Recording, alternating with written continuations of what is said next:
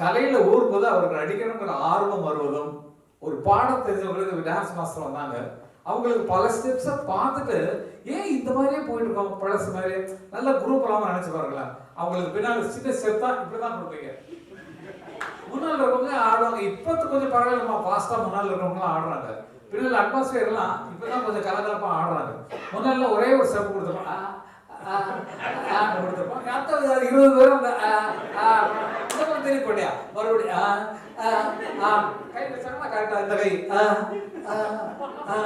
ரஜினி சொன்னாங்க இல்லையா, நாங்கள் சில விஷயங்கள்லாம் வச்சிருப்போம், ஸ்டாக் ஷாட்ஸ் மாதிரி.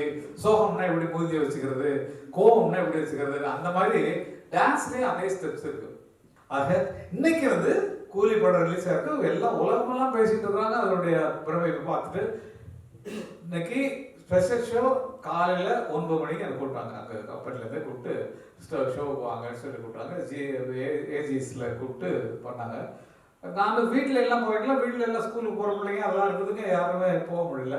வெங்கட் பிரபுட்ட கேட்டேன், இல்லை டேடி நான் வந்து 2 மணிக்கு ஃபிக்ஸ் பண்ணிட்டேன் ஷோ, அதுக்கு போகிறேன், டிக்கெட் வாங்கிட்டான்டான். சரிடா, இல்லைடா இப்போ விஐபி ஷோ கூடுறாங்க போகிறேன்னா, இல்லை இல்லை வேண்டாம் அதில் போக வேண்டாம், நான் ஒரு இதில் போயிட்டு வந்துடுறேன் சொல்லிட்டு போயிட்டான். அந்த மாதிரி அவ்வளவு பெரிய கூலி படத்தின் ப்ரிவியூ ஷோ விஐபி ஷோக்கே போகாம இந்த ஷோவுக்கு நான் வந்திருக்கேன்னா எவ்வளவு நிஜமா வாழ்க்கை ஒண்ணுதான். மற்றவங்க வாழ்ந்துட்டே இருக்கலாம், மற்ற மேல வந்துட்டே இருக்கணும், அதான் பாத்திர வச்சுட்டே இருக்கணும்.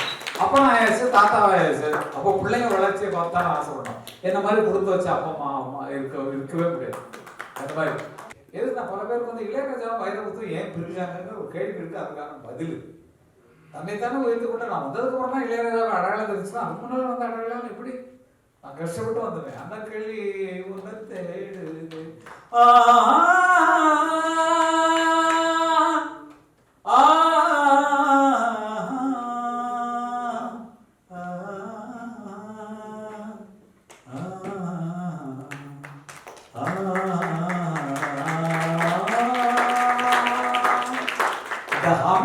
அடையாளம் என்னன்னா நல்லா புரிஞ்சுங்க. இதுதான் சென்டிமெண்ட், எல்லாருக்கும் இருக்கிறோம்.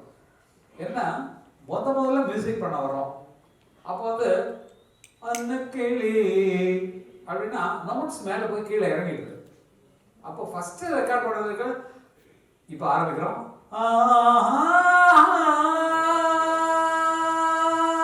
அது என்னவா கீழே இருந்து மேலே போய் அங்கே நின்றுட்டாங்கிறதான் ஃபர்ஸ்ட் அடையாளம். இப்படிதான் நான் தான் உட்காந்து கம்போஸ் பண்ணோம், பக்கத்தில் இருக்கலாம். அண்ணன் ஒன்று நானே கேட்டு வாங்க, நான் சொல்ல அண்ணன் கொடுக்கலாமண்ணா, இன்னொன்னா நல்லா இருந்தா அப்படி எடுத்துக்குவார்.